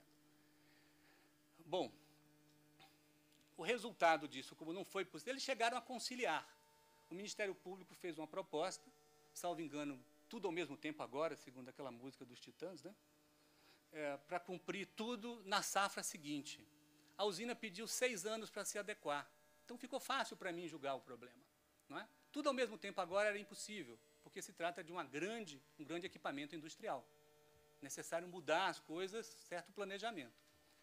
Mas 6 anos é muito tempo. Então, eu dei à empresa uma gradação de, em 2 safras, se organizar. E foi isso que foi o resultado, que vocês vão ver aqui agora. Né? Estes dados estão pequenos, mas vão ficar à disposição. Se vocês chegarem perto daquela tabela, vocês vão ver 2 realidades brasileiras. Ali é o PNAD, que é a Pesquisa Nacional por Amostragem de Domicílio, e do outro lado a RAIS. A RAIS é um documento de declaração unilateral dos empregadores. É o relatório anual, né, social. Bem, eu costumo dizer que um é o Brasil como ele é o Brasil de Nelson Rodrigues, é a PNAD. E o outro é o Brasil como ele gostaria de ser, né? É a declaração unilateral de quem diz que faz isso, faz aquilo outro. Ali, apenas do ponto de vista da formalização, ou seja, do fato de que, existindo trabalho, a empresa reconheceu a pessoa como seu empregado, nós vamos ver que naquele curso, no espaço de 5 anos, e por que lá na Unicamp a gente pegou esses 5 anos? Foram os anos em que o Ministério Público do Trabalho da 15ª Região coalhou o Estado com ações civis públicas em todas as áreas de produção de cana-de-açúcar. E com resultados mais intensos ou menos intensos, o que se verificou nesses 5 anos foi o aumento significativo da formalização do mercado de trabalho. Além disso, outras providências foram tomadas. Eu queria mostrar que, vocês lembram daquela foto lá, alegórica, lá de Juína, aquele homem com andrajo. Nós desenvolvemos, digo, o Ministério Público, o Ministério do Trabalho e Emprego, eu não tenho técnica para isso, eu só entendo de lei, eu não entendo de outra coisa na vida, e lei não é uma coisa muito criativa para se entender. Então, o equipamento de proteção individual dos cortadores de cana passou a ser mais ou menos isso. Depois, alguns especialistas me criticaram profundamente, porque vários desses equipamentos não são adequados, causam problemas dermatológicos, etc. Mas no meio ambiente é assim, a gente tenta, erra, acerta, e vamos praticando uma evolução. O importante era que a usina tinha um compromisso, a boa-fé objetiva, depois da decisão judicial, o estímulo econômico e jurídico dado pelo Estado, de cooperar. Então, é muito diferente você cortar a cana, né, com qualquer roupa, com uma calça rasgada e uma bota furada, do que cortar a cana assim. Isso aí foi uma péssima ideia. A gente resolveu acabar com boia fria. E alguém teve essa ideia da boia quente. Isso fermenta. É comer esse feijão aí direto ao médico. Hoje, as usinas distribuem, né, restaurantes móveis nas áreas de corte. Né? É muito mais adequado, tem sombra para os trabalhadores comer, enfim, tenta dar algum conforto.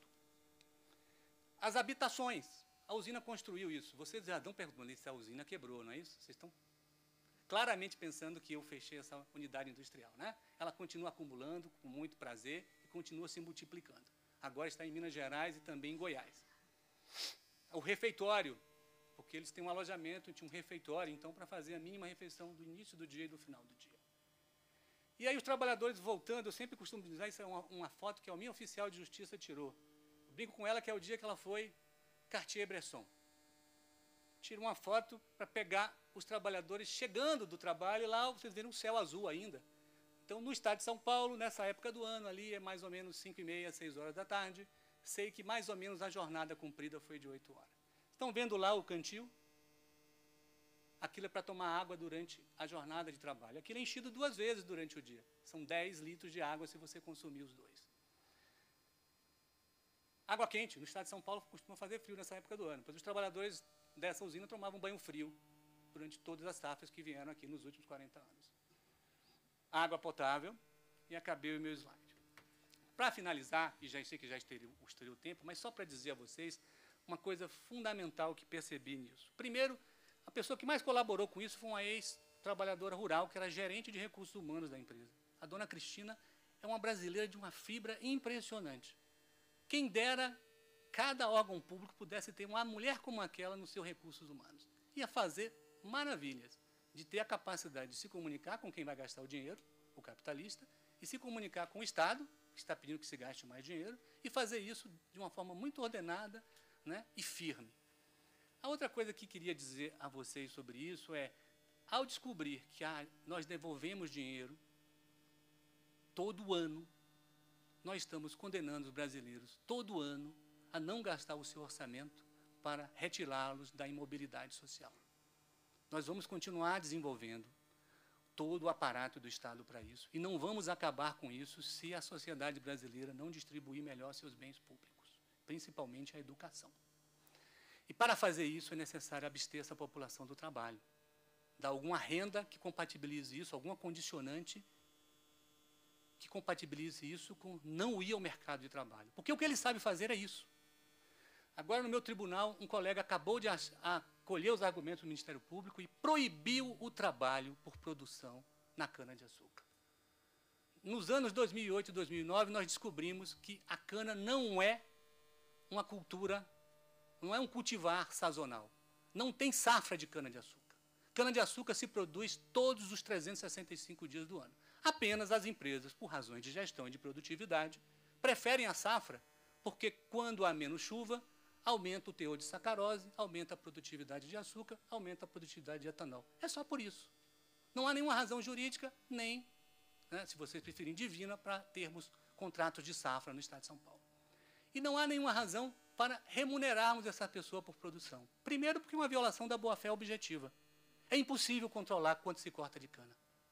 E, portanto, a possibilidade de que se esteja trabalhando mais e recebendo o mínimo, eu diria que é quase certeza, em 90%. Só excluo lá o pessoal que faz o corte de quadra lá da... E essas pessoas fazem trabalho bruto? Fazem. Nós não podemos condená-las a morrer de inanição. Elas não querem receber apenas a segurança econômica do Estado que lhes dá a bolsa. Não é? O que é possível fazer? Vou lançar uma ideia ao vento. Nós temos mais de 1000 unidades de conservação nesse país, em todos os estados. principalmente na Amazônia, principalmente no entorno da fronteira agrícola. Pois bem, essas unidades são ameaçadas pelo agronegócio, essas unidades são ameaçadas de devastação. Se nós simplesmente passássemos a povoar essas unidades, não povoar, né, do ponto de vista de ter pessoas morando, mas que essas pessoas fossem lá replantar, conservar e mesmo implantar essas unidades de conservação, nós estaremos criando um trabalho que não cause impacto, certo, na competitividade global da economia, porque pode ser um trabalho a tempo parcial. Essas pessoas podem ir à escola e nós precisamos olhar com mais cuidado o fato de que toda a técnica para isso já existe. O governo federal tem lá os seus territórios da cidadania. Com base no IDH, identificou os locais do território nacional onde há mais fragilidade da população, por falta de infraestrutura pública, educação, saúde e emprego. Pois bem, se nós pegarmos isto e plotarmos com os dados do Leonardo Sakamoto, nós veremos que essas cidades são as grandes produtoras e exportadoras de trabalhadores escravos. É algo a se fazer.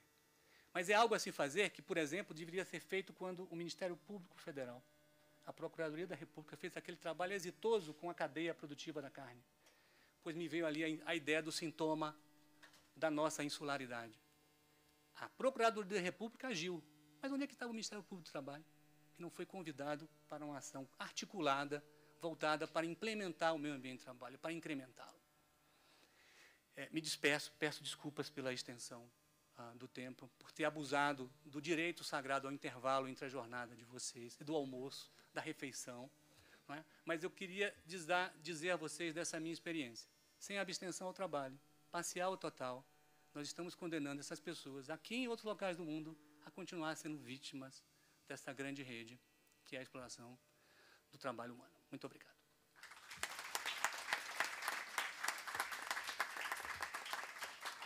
Agradeço os palestrantes e vamos agora para o almoço. Eu estava